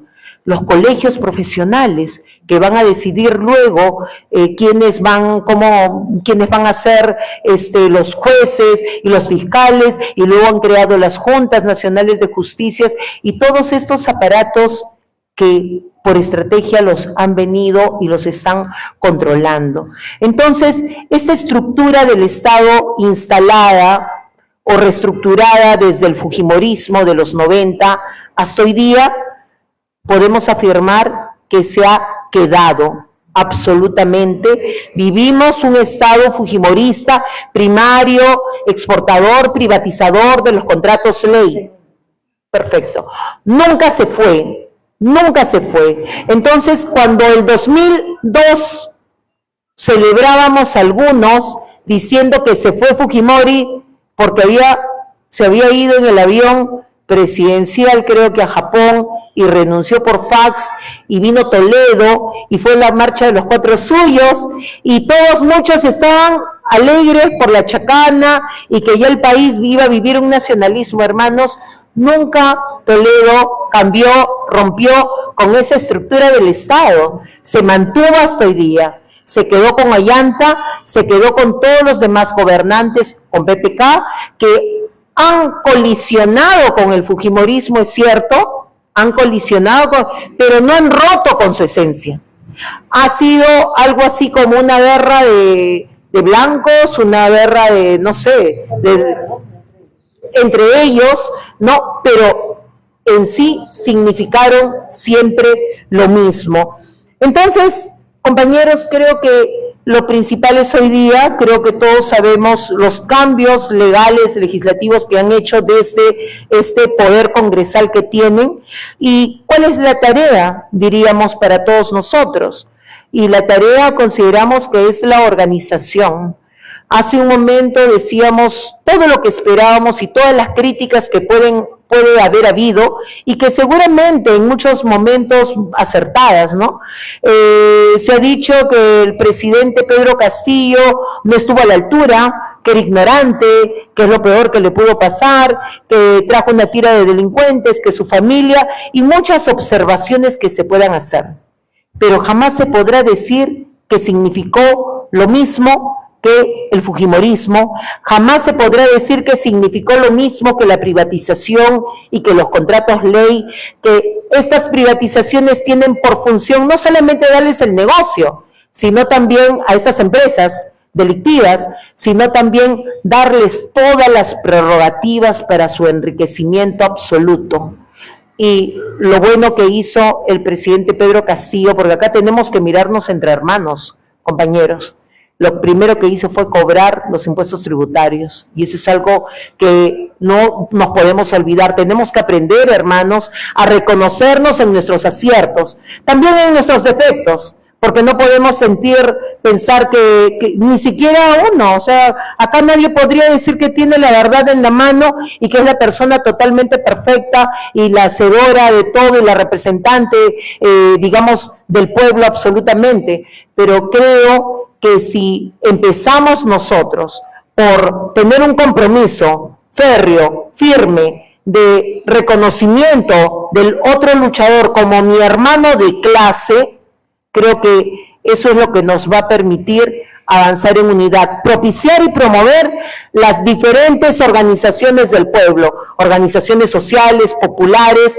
que lo único que tenemos que identificar hoy día, compañeros, ya no son los discursos, sino son las acciones de lucha que tengamos, gestar y promover la autodefensa del pueblo, la autogestión, que no es más que el pueblo organizado y consciente de su realidad y que está dispuesto a tomar las riendas de su destino, en comunidad con las otras organizaciones, que no son la mía, la propia, voy a deslegitimarlas. Creo que ese sería, compañeros, el mensaje, terminar exhortándolos e invitándolos. Estamos siempre evocando lo bueno, imitando, emulando lo mejor que puedan hacer nuestros compañeros y hermanos del pueblo, organizando desde la semana pasada un ciclo de cineforos populares. Hemos proyectado el documental, la película La Revolución y la Tierra. Hemos estado aproximadamente 38 personas, donde al final hemos podido hacer un debate, un comentario, un análisis colectivo de lo que hemos visto. Vamos a seguir este sábado proyectando ya una película propiamente que es La Dictadura Perfecta. Es una película mexicana que tiene algunos años también difundiéndose, para poder comparar cuánto esto que vemos en esa película, que parece casi una ficción, hace 8 años, yo la vi en 2016 y me parecía algo casi irrealizable que se pudiera dar en Perú. La he visto hace unos días y la verdad es como que estuviéramos en ese momento. O sea, el país se ha agudizado en la crisis que tenemos, la crisis de organización, de representación, política, económica, moral, todas las crisis se han agudizado y por eso va a ser importante que veamos esta película. Están invitados en el local de Girón Tarma 361. Muchísimas gracias, compañeros, por su paciencia. Bueno, agradecemos mucho a la doctora Janet. Sí, ¿no? Agradecemos mucho a la doctora Janet, ha hecho una exposición amplia dentro de las limitaciones del tiempo, ¿no? Y bueno, siguiendo nuestra costumbre, vamos con las preguntas, por favor, preguntitas, ¿ya? A ver, la doctora Carmen. Carmencita. ¿A qué me sienta ella? Para la grabación, porque está grabando. Si bien es cierto, la constitución esta de Fujimori, a la cual se le quitó la firma con la ley 28.760, se le quitó la firma, 27.600. Claro, que es la madre, la madrastra, la madre de los peruanos, la madrastra de los peruanos. Se le ha vendido al peruano promedio que son los ricos los que hacen la riqueza, es. Y entonces yo quiero que tú le aclares que en realidad la bonanza, entre comillas, del sistema peruano, porque a veces se hipervalora hay una bonanza en el Perú, nuestra moneda sirve como tipo de cambio, en Bolivia inclusive, dicen, ¿no? Entonces yo quiero que tú le expliques que esta bonanza aparente no es de los mineros ultramillonarios, ni de los ultramillonarios que tienen empresas acá, sino es del 80% de informales. Entonces yo te pediría que le aclares ese panorama a nuestros compatriotas. Entonces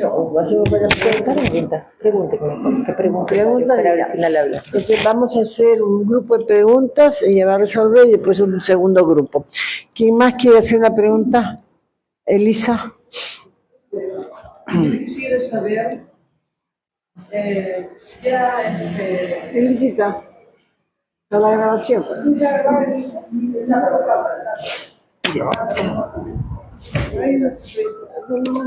estamos grabando. Sí. Bueno, buenas noches a todos, con todos, y gracias que estén acá todos en esta reunión. Miren, a mí me preocupa mucho, me preocupa gravemente todo lo que está pasando y lo que están haciendo estos traidores corruptos, vendepatria. Prácticamente la gran mayoría de las autoridades están corrompidas hasta el extremo. Da vergüenza ajena, porque prácticamente yo diría que la gran mayoría son acomplejados, y encima de ser acomplejados son traidores vendepatria, y además, ¿saben qué? Siguen haciendo leyes para su conveniencia.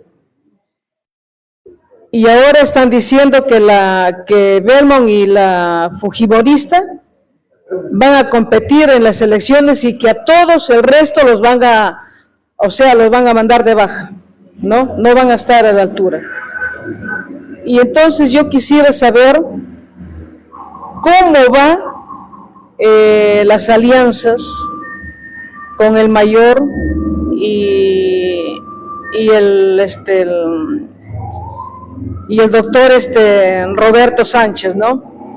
Yo les diría, por favor, que sigan haciendo alianzas, que sigan con a nivel nacional, con todos los candidatos, los líderes a nivel nacional, que sigan haciendo alianzas para así de esa forma derrotar de una vez por todas a estas lacras que tanto daño nos siguen haciendo por años. Ya basta ya de 35 años de Fujimontesinista, basta ya, porque nuestro país ya no da para más. Es demasiada pobreza, nos han llevado a la quiebra, a la pobreza y pobreza extrema, todos estos traidores corruptos. Por favor, yo quisiera, eso le pido a los dos líderes nuestros. Y que Dios me lo bendiga y que Dios me lo proteja. A ver, compatriota Yanet, muy buenas noches. Excelente su exposición. Mire, acá prácticamente nosotros en este país acá en el Perú estamos secuestrados, ¿no? Y ya es todo premeditado desde hace tiempo, no solamente desde hoy, sino desde siempre ha sido premeditado. Ahorita yo le diría, ¿no? ¿Cómo podemos hacer con estos más de 40 partidos que nunca han presentado las firmas, la lista de sus afiliados? Muchos han pagado y muchos no han presentado, y esa es una manipulación de la derecha que está haciendo para el final hacer una alianza y la derecha tener que ser ganador, como quien dice, ¿no? Entonces, incluso, como usted dice, las estrategias nunca se dicen, y es importante eso. Ahora, mi pregunta sería, promover, ya que estamos prácticamente secuestrados, y yo sé que va a ser un fraude inminente, promover el voto viciado.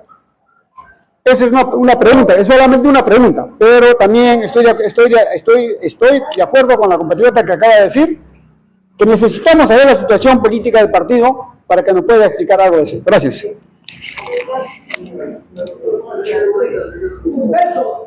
Rubén, a ver, Humberto es él. Ya, a ver, Humberto. Aló, mis estimados compatriotas, contentos y antes que nada agradecerle a la doctora que la vez pasada que estuvo acá afrontó el problema del compatriota Tahuada, que ella se ofreció muy voluntariamente y le quiero agradecer a nombre de todos nosotros, ¿no?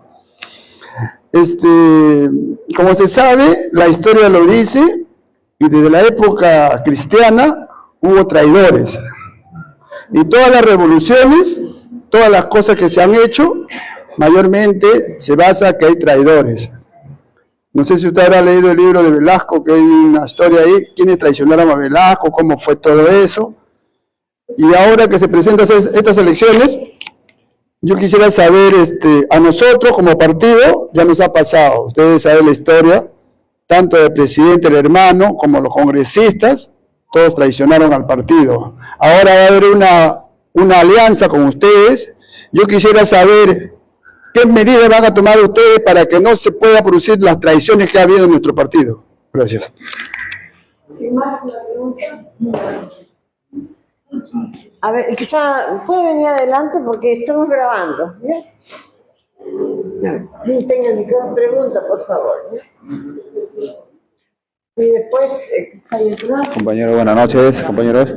Si bien es cierto que somos un país neocolonizado en posesión de la riqueza de nuestro Perú y que de tiempo en tiempo tenemos reacción de nuestro pueblo y sufrimos muertes, sufrimos asesinatos a nivel nacional, como en este tiempo, ¿cuál sería la estrategia de un gobierno de Juntos por el Perú si ya se tuviera el poder con el apoyo de todo el pueblo? ¿Cuál sería la estrategia para recuperar todas nuestras riquezas que ahorita están en control de los Estados Unidos, ¿no? Se cayó, se ha caído el audio. Venga. Porque coloquen el micrófono, se ha caído. Venga. Ahora voy a hacer una pregunta. Está con el micrófono. Pregunta, por favor. ¿Con micrófono? Sí. Sí, con el micrófono, estamos grabando. Ahí. Buenas noches, doctora, por su disertación, la doctora también anteriormente que habló. Bueno, compatriotas, estamos hoy día, el Día del Medio Ambiente, Día Mundial del Medio Ambiente, ¿no? Perú tiene el 85% del ecosistema de la Tierra. Es la potencia ecológica llamada a ser la potencia ecoturística y biotecnológica, si nosotros queremos. Si nosotros queremos. Si no queremos, no hacemos nada. ¿Ya? Es una reflexión. Pero ahora la pregunta, ¿no? Estamos acá, desde el 7 de diciembre del año 2022, nos declaramos en Insurgencia Nacional Popular, artículo 45 de la Constitución Política del Perú, 46, perdón, ¿no? Bueno, la que no queremos esta Constitución, que la queremos quemar incluso. La pregunta es, si estamos en insurgencia y no debemos obediencia a este gobierno usurpador, ¿por qué le hacemos caso y participamos en las elecciones? ¿No? Es bien clara y directa la pregunta.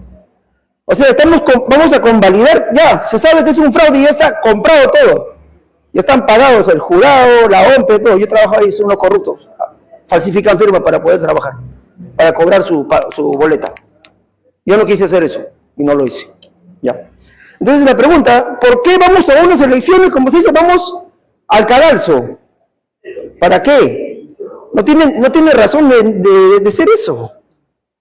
Es una contradicción histórica prácticamente, porque estamos en un momento histórico. Esto es una contradicción histórica. Entonces, esa es la pregunta concreta, clara y precisa. Gracias. ¿Alguien más? ¿Cerramos preguntas? Ya. Entonces, ahora la doctora Janet va a responder las preguntas. ¿Aló? Sí, se escucha. Gracias compañeros. El primero me parece que fue Carmen, ¿no? Cuando habló de la bonanza económica. Yo le compartiría una reflexión que hice ayer retornando de Ica, cuando llegábamos, estábamos camino y pasábamos por la zona de Barrio Chino, diferentes fundos.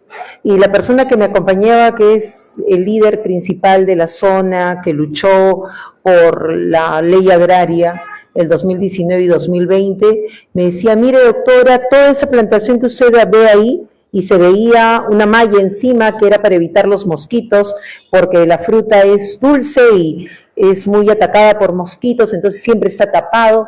Entonces me dice, hasta donde usted no ve, mire cómo se pierde, hasta ahí es la uva. Y no sé cuánto tiempo debemos haber avanzado en el bus, 15 minutos, y seguía la uva, y seguía la uva. Y esa uva significaban cientos de toneladas, cientos de containers. Cada container me dice que contenía 25 toneladas, me parece, de uva, ¿no? Entonces, los trabajadores que están trabajando esa uva para que pueda salir fuerte, buena, de calidad, son, obviamente, porque es uva de calidad para el extranjero, son agroexportadores en esencia. Los trabajadores son quienes están peleando por tener ese bono, a quienes se les está persiguiendo. A lo mucho se les está pagando 320 soles semanal, que son algo de 1.400 soles ahora, a diferencia del 2020, que cuando tú sacas la cuenta no llega a los 1.050, 1.130, que es el sueldo mínimo, sino un promedio de 900 soles. Si tú los pones, ¿no? O sea, comparas, están trabajando 11 horas, les reduces esas 3 horas y salen ganando menos. Entonces, yo preguntaría, este enriquecimiento que hay de todas estas agroexportadoras que hoy día han sacado esta ley, ¿no? Donde no pagan impuestos, donde están favorecidos totalmente, donde sus trabajadores o los trabajadores del campo no tienen. Vean el video de Sillonis, no sé de hace cuántos días o semanas es, donde él habla que los trabajadores del campo no deberían tener sueldo mínimo, no debería haber sueldo mínimo en nuestro país de ninguna actividad. Y dice, es duro, yo sé que es duro escucharlo, pero es la realidad, porque la gente debe ganar de acuerdo a lo que uno gana. Pero claro, dentro de su ganancia hay que entender que hay algo. Ahí ellos tienen un formato donde ellos han proyectado que sus ganancias líquidas deben ser de enriquecimiento, porque una empresa lo que busca es enriquecerse permanentemente. Una empresa que tiene 100.000 soles de activos de un año para otro es una pérdida. No, porque el próximo año tiene que tener 200.000, y el siguiente año 250.000, y el tercer año 300, y así. Entonces yo preguntaría, esas miles o esas cientos de hectáreas de uva que es trabajada por peruanos, por trabajadores que no tienen una seguridad laboral, que no tienen un sueldo ni siquiera el mínimo, que trabajan 11 horas, que no les dan las mayorías de las empresas o de las agroexportadoras, dueños de los fondos, no les dan ni siquiera el almuerzo. Entonces muchos de ellos terminan a las 5 de la tarde y caminan para su casa para comer. y que a lo mucho algunas se les dan una botella de agua y excepcionalmente algunas son conscientes y les dan su menú, su comida a la 1 de la tarde. Entonces, yo preguntaría, ¿dónde está, no? ¿Dónde está esa bonanza económica realmente o quién la genera? Si la generan los trabajadores que pagan hasta el último sol de sus impuestos, porque vivimos en un país, y eso es bueno también tenerlo, gracias Carmencita, porque me permites aclararlo, donde la principal recaudación económica que tiene nuestra caja es, o el Tesoro Público, es a partir del IGB y no a partir de la renta. Cualquier país que se precie de ser un país evolucionado, de ser un país de primer orden, digamos hasta de segundo, porque nosotros estamos en la tercera, ¿no? La recaudación es por renta, o sea, las empresas son las que aportan justamente por estar incrementando su patrimonio permanentemente, pero no puedes aspirar a ganar millones y enriquecerte tanto cuando tienes que repartir con los trabajadores que son quienes realmente te generan riqueza, que en su mayoría son los independientes, porque ha habido un formato y es parte de esa estrategia neoliberal para que los trabajadores sean independientes en este país. ¿Para qué? Para que no se organicen, que era la gran diferencia entre el pueblo hoy día y el pueblo de Velasco Alvarado, que provocó un 19 de julio del año 77, ¿se dan cuenta? Entonces tenemos una gran misión, ser conscientes de que nos faltan los espacios de organización que antes se tenían de manera natural por el trabajo, por el espacio laboral. Hoy día el espacio laboral nos obliga a que cada uno se vaya por acá, el otro, ¿qué nivel de organización puede haber? Entonces, esa bonanza o el beneficio económico para el país, quien mueve es el trabajador independiente hoy día, que no es independiente porque lo quiso ser, sino porque lo empujaron a hacer, producto de una estrategia. Pero seguimos siendo los trabajadores. Pero la eliminación de independiente, creo que le hace mucho reconocimiento al sistema al decir independiente. No. Es un sistema que tiene a las personas, entre comillas, independientes, que son informales, que no tienen ningún... No. Tienen que entenderlo, que no entienden, estamos fregados. Mire, aquí no es Romero, no es Rodrigo Pastor, no es Sionis, no es esa gente. Es la masa trabajadora informal que no aparece en ninguna planilla. A eso yo voy. O sea, no puede ser que nuestra gente que no tiene formalidad, que no gana un sueldo mínimo, sea la que genera riqueza. Cuando realmente los supermillonarios tienen el dinero y pierden donde quieren. Mira, Carmen, aquí hay es un bonito tema, ¿no? Para conversar, para estar claros, ¿no? ¿Quién genera la riqueza? ¿El que tiene la plata o el que pone el trabajo? Evidentemente. Entonces vamos a partir que para nosotros es el trabajador el que va a generar la riqueza. Pero para los que están al otro lado, no. Para ellos son ellos que tienen el dinero, los que le pagan al trabajador, y a partir de su dinero, de su capital, es que vamos a tener la riqueza. El señor Hernando de Soto escribió un libro, primero El Otro Sendero y después no sé qué cosa del capital, donde decía que mi carreta, donde yo pongo los anticuchos, los chancholis, ya era un capital. Eso no es cierto, pues el banco no me da plata por mi carreta, ¿no? Es decir, comienza a mentir y a engañarnos para que todos creamos que tenemos el capital, y es el capital lo que va a generar nuestro bienestar económico. Entonces, por eso digo, es un problema ideológico. Por un lado están los que piensan, la ultraderecha, que piensa que lo importante es el capital, y por otro lado estamos nosotros, que somos el pueblo, ¿no? Donde pensamos que la riqueza la generamos nosotros con nuestro trabajo, ¿no? Entonces, esa es una cosa bien clara que tenemos que tener en cuenta primero, ¿no? Ahora, somos informales, Sí, pues somos informales. ¿Por qué somos informales? Bueno, ellos dicen porque no pagamos impuestos. Bueno, no pagamos impuestos a eso, porque sí nos cobran el IGB por cualquier cosa que compremos. O sea que sí pagamos impuestos, ¿eh? Pero ellos dicen, no, ellos no pagan impuestos, ¿no? Ellos, su plata nadie se sabe cuánto gana, no hay declaración de nada. Es cierto, porque nosotros muchas veces nos inventamos el trabajo. Si yo salgo a vender pan con huevo a la esquina, aquí yo vivo aquí en el centro y ahora está la quinoa calentita con no sé qué y el pan con no sé cuánto y la gente por un sol 50 tiene pues su pancito con algo, no puede ir al restaurante a pagar 10 soles o 15 por un sándwich, entonces lo come allí y para esto se toma su caldito, lo que venga, ¿no? Por un sol, 2 soles, 3 soles, de acuerdo a su economía, ¿no? Y esa gente está trabajando, la gente trabaja muy temprano, está chamba y chamba desde el amanecer, ¿no? Pero esos no son considerados. Entonces, el problema es ideológico, vuelvo a repetir, es político, donde somos dos clases sociales, sí lo somos.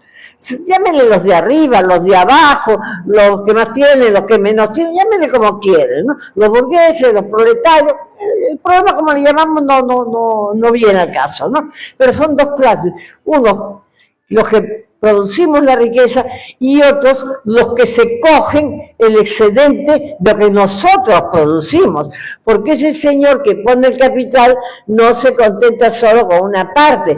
Él, si nosotros le producimos como 10, a nosotros nos paga como 5 por nuestro trabajo, y ese 5 de cada uno se lo va chapando él. Eso se llama la plusvalía del trabajo. Entonces, eso es lo que existe en este país, y cuando se dice que hemos aumentado, un momentito, las estadísticas del INE se manejan, pues, se cambian los parámetros. Señora García cambió los parámetros, ¿no? Y entonces apareció que ya no había tanto pobre, y además dijo que con 200 soles ya no será muy pobre, ¿no? A ver, pues que vaya él a hacer su menú, y la que está acá la ocupa, dice que con 10 soles comemos, ¿no? Así con 10 soles, dice la ocupa, yo quiero ver esa gordura que tiene, si con 10 soles la va a mantener, se ve puesto ya flaquita, pues, ¿no? Entonces, eso es falso, ¿no? Entonces, eso es un poco para diferenciar cómo, a mi criterio, ¿no? Son las cosas. Janet, continúa.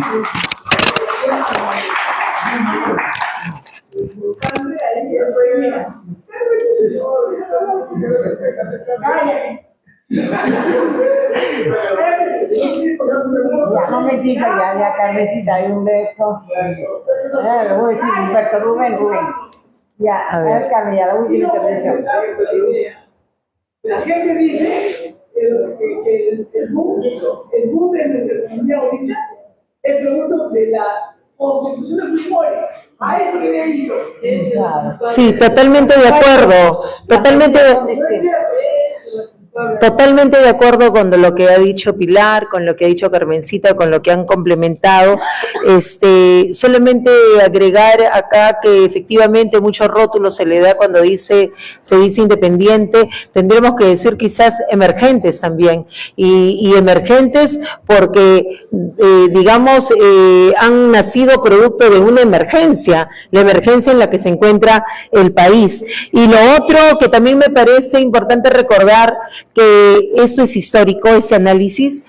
Recordemos, creo que fue Chambi, los que han visto este documental recordarán que hubo una persona, un peruano andino, que entendía el español, el castellano, y que escuchando la conversación de unos gamonales, terratenientes, escuchó cuando estos decían qué tontos son los indios, ¿no? Si supieran que parando y poniéndose de acuerdo, si se organizaran, nos friegan todo el trabajo y pueden manejarnos.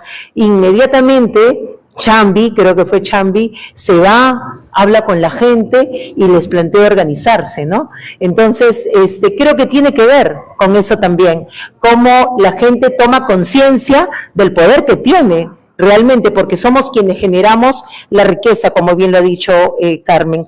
Lo otro que me parece importante es señalar a lo que dice Elizabeth, que creo que lo dije en algún momento también. No creo que aquel problema sea, y nos perdemos un poco cuando decimos la corrupción, que por la corrupción y la corrupción y la corrupción tiene la culpa. Entendamos que corrupción va a haber en cualquier gobierno. Siempre va a haber un elemento que, digamos, no tenga los valores morales, que no la tenga clara y que incurra quizás en robar o en meter uña, pero eso lo vamos a tener que erradicar en su momento. Acá hay mucho más que corrupción. El problema es un elemento de la corrupción de lo que pasa en el país, pero eso sería circunscribirnos, a problemas de individualidades, de personas, ¿no? Que de repente pueden estar ahí organizadas con otros más, pero esto es algo mucho más grave. Es un formato, es una estrategia de poder desde arriba, que han decidido hace mucho tiempo que tienen que manejar los recursos del país y que tienen que ver las formas de cómo hacerlo. Y esas formas son las tácticas. La estrategia es el control y las tácticas es la forma como yo obtengo ese control. Entonces, sí creo también, Elizabeth, en una alianza que se tenga que hacer no solamente con Juntos por el Perú y con Antauro, sino con todas las organizaciones del pueblo que no porque hablan igualito a nosotros, digamos, dejan de ser del pueblo. Tenemos que empezar a, digamos, a dar, como decía un libro de Lenin, a dar 2 pies o 2 pisadas o 2 pasos atrás para dar un gran salto, ¿no? Y eso va a significar deponer algunas posiciones que podemos, digamos, ir teniendo. Rubén habla del voto viciado, promover el voto viciado, y creo que es lo mismo que ha dicho Segundo, y yo les agradezco que pongan este tema porque me parece justo señalar lo siguiente. Yo diría, después del voto viciado, ¿qué? ¿No? O sea, ¿qué nivel de organización tenemos para plantear algo después de, compañeros? Si nosotros tuviéramos un nivel de organización suficiente para promover un voto viciado que nos resulte más del 50% de votantes de este país, entonces ya estaríamos en otra ahorita, ¿no? Creo que es importante reconocer que todos nosotros, con nuestra dejadez, con hay muchos elementos, muchos compañeros que pueden ser buenos y pueden tener un buen corazón, pero que tenemos que reconocer autocríticamente que todos no han estado a la altura y han entregado realmente su trabajo a una lucha del pueblo, que muchos se han mirado, esta es mi organización, esta es mi gente, ella no, él no habla así, y en eso nos hemos distraído. Y recordemos por eso yo, digamos, soy frontal cuando escucho críticas que dicen Castillo él no tenía que ser. Compañeros, lo cierto es que si Castillo fue el gobernante que eligió el país, fue porque seguramente pues no hicimos nuestro trabajo para poder tener una persona con más dotes, con más bagaje político, con una organización que sea propia de la organización que estaba gobernando. Hubo un Perú Libre que lo invitó a Castillo. ¿Dónde estábamos nosotros? O sea, no sé, lo hablábamos hace unos días a colación de una reunión y de una actuación para mí que no correspondía, ¿no? Yo creo que puedo criticar a partir de lo que yo he hecho, ¿no? Entonces, ¿hasta dónde nosotros hemos avanzado con nuestras organizaciones? ¿Hasta dónde nos hemos preocupado por organizar al pueblo más allá de nuestra propia organización? En este caso de Antauro, nosotros nos hemos planteado ir más allá y por eso hemos formado un colectivo que se llama Juntos contra la Dictadura, que recoge la palabra o el término juntos para mirarnos más allá. Todas las organizaciones tenemos que estar en unidad, pero no solamente juntas en un lugar, sino organizadas. Entonces, si hay un nivel de organización allá, yo tengo que sentir que ese es mi hermano.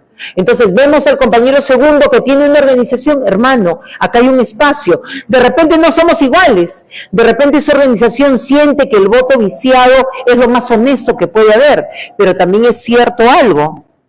En todo este nivel, en todo este proceso de lucha, y los que hemos estado en las calles desde el 7 de diciembre, no podemos mentir y tenemos que reconocer que ha habido mucha infiltración en el campo de la lucha popular, que ha buscado la división.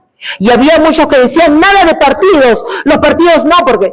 ¿Y qué cosa estábamos haciendo? Aislar la lucha a solamente nuestro espacio. No, solamente yo en mi agrupación, ese sí, porque es mi amigo, no, el otro no. Y si es de partido, peor. Entonces, ¿qué hemos provocado? Votar a mucha gente y a muchas organizaciones de las movilizaciones, lo digo concretamente en Lima. Y hay mucha gente que, digamos, se ha dejado arrastrar por esa convocatoria, pero se ha dejado, digamos, arrastrar desde su honestidad, digamos, desde su ingenuidad, digamos, desde que así lo ha creído, pero ha habido también una voluntad direccionada de muchos elementos que lo que buscaban era la división. Y lo pongo como ejemplo lo siguiente. En movilizaciones hemos visto una sarta de ternas que son los que han agarrado la primera piedra y han tirado y han dicho nos están atacando y han provocado que la gente también reaccione, que haga algo parecido. Pero ¿cuál era su objetivo? Su objetivo no era estar con la gente, sino criminalizar la protesta. ¿Se dan cuenta? Entonces, en ese discurso del voto viciado, yo creo que hay dos sectores, digamos hasta tres, no lo sé. Quienes realmente lo dicen ingenuamente, quienes lo dicen, digamos, con su honestidad, de que creen que es lo más honesto, lo más, digamos, ético que se puede decir, hasta lo viable, que es así porque somos incoherentes, ¿no? Somos incoherentes y no reconocemos, estamos en insurgencia, ¿no? Como lo ha dicho el hermano. Es posible que lo diga honestamente porque así lo cree, pero cuando vamos a la reflexión ya llegamos al 12 de abril, voto viciado gana y no tenemos nada. Yo digo, estamos organizados para hacer algo más allá de... Entonces yo diría y exhortaría a los compañeros que plantean el voto viciado que demuestren cuál es el nivel de organización que se tiene. ¿No? Estamos en insurgencia, perfecto, soy yo y ¿cuántos más? Compañeros, si hablamos de cosas mayores, no podemos representarnos a nosotros mismos. Tenemos que mover el corazón de la gente. Si yo creo en algo, entonces acá tengo que venir y decir, porque tenemos esto, tenemos 200, 300 en nuestra organización, que vamos a salir a las calles a votar, a decir que vamos a propugnar por el voto viciado, pero si no lo tenemos, entonces tengamos el cuidado de no estarle haciendo el juego a quienes así como esos ternas que se metieron a tirar la piedra, no más bien se esté buscando dividir a la gente desde abajo y conseguir esa consigna, esa exhortación de que la gente no vote por nadie, sobre todo por una unidad del pueblo, porque acá lo que estamos hablando es que debe haber una unidad de todas las organizaciones políticas del pueblo y organizaciones que no están inscritas inclusive a que sean parte de una propuesta general. Sí. A ver, esto se ha salido bien. Ay, se volvió a salir el micrófono. A ver, un ratito, a ver, por favor, un ratito. Elisa, a ver, mire, vamos a ver una cosa, que es un tema, momentito por favor, ya, por favor. Aquí hay varias cosas que hay que tener en cuenta, ¿no? Por un lado, Janet dice, efectivamente, debemos organizarnos, y si golpeamos sobre la mesa es porque tenemos mucho atrás. Perfecto. Y lo que se ha dado últimamente es que a través de las ONGs y de no sé qué tantitos, no, nada con los partidos. Fíjense, nada con los partidos. Destrucción de partidos ha sido la consigna del fujimorismo, y sobre todo de los partidos de izquierda, ¿no? Donde, miren, a mí nadie me manda, todos somos iguales. ¿No es cierto? Pues hay líderes, hay conductores, hay gente que quiere que le explique cómo es la cosa, hay otros que pueden conducir y lo van a hacer, y lo hacen muy bien. Hay de todo dentro de un partido. Hay gente que solo quiere una militancia y estar de vez en cuando, y hay otros que quieren trabajar plenamente. Al decir los partidos no existen, ¿cómo hizo Fujimori para destruir los partidos? Primero, con cada elección cambió un partido. Segundo, el bendito voto preferencial, donde la coherencia del partido, antes los partidos hacían sus listas, más la buena era la gente de los partidos. Ahora no. Ahora, mira, el voto preferencial yo compro, pues. Yo tengo 20.000, 30.000, 50.000, compro. Y como he comprado mi puesto, si salgo, tengo pues que retribuirme lo que yo he gastado, más la ganancia adecuada. ¿Y cómo lo hago? Vendiendo leyes, haciendo barbaridades entre el Congreso, hasta prostituyendo el Congreso, que es lo que ha habido ahora, ¿no? Entonces, ahí hay que tener cuidado, por eso digo, ¿cómo actuar? Yo pienso que hay que reforzar los partidos, plenamente de acuerdo con Janet, reforzar los partidos, hacer una ley electoral que nosotros como partido tengamos decisión interna, ¿no? Y que no se tenga que pagar por los puestos, ¿no? Nada de invertir plata para pagar por los puestos. Pero hay ocasiones que yo ahí sí, por eso intervine, que creo que hay un momento que hay que pensar. Si nosotros tenemos, como tuvimos, Keiko Fujimori y Kuczynski, por favor, lo que viene a era nulo, ¿no? Pero pactó la izquierda pactadora, pactó y dijo Kuczynski, y se pusieron presos como a 70, 80 muchachos del RIMAC que dijeron, anduvemos. Ahí hay que actuar también de acuerdo a la coyuntura, de acuerdo a las circunstancias. Si tenemos entre Kuczynski y Keiko, entre mocos y babas, no sirve nada. Entonces ahí lo que había que hacer es manejar a la gente, explicarle cuál es la bondad del voto viciado o nulo, porque si hay una cantidad de viciados y nulos, se anulan las elecciones, ¿no? Si se anula, se vuelve a convocar otro proceso, y ya estamos fuertes, porque hemos logrado imponer un criterio, y hay fortaleza en nosotros. No, pues Carmen, ahí la circunstancia de la dinámica política es otra. Si nosotros logramos en un momento decir, no va nadie entre Keiko y Kuczynski, ninguno, no había que votar por nadie ahí, ese era mi criterio personal, ¿no? Y pues se votó por Kuczynski porque la señora Verónica dijo que todos votan, no se vota por nadie porque ninguno nos representa, y ahí se es fuerte. Bueno, a ver, no, eso es una cosa que hay que entender. Para mí que hay que entender y ver cuál es la conveniencia. Si somos fuertes, podemos gobernar y podemos cambiar las reglas del juego. Si somos fuertes, y si somos tan fuertes como para viciar una elección, podemos cambiarla. Pero hay que coordinar, y para eso están los dirigentes, y ver cuál es la coyuntura política del momento. Yo realmente voté Castillo primera vuelta y Castillo segunda vuelta. Siempre lo he dicho, a los dos. Primera y segunda me fui por Castillo, ¿no? Y no porque lo conociera, pero pensé puede ser un Evo Morales, y si es un Evo Morales puede cambiar todo, ¿no? Bueno, no resultó, eso es otra cosa.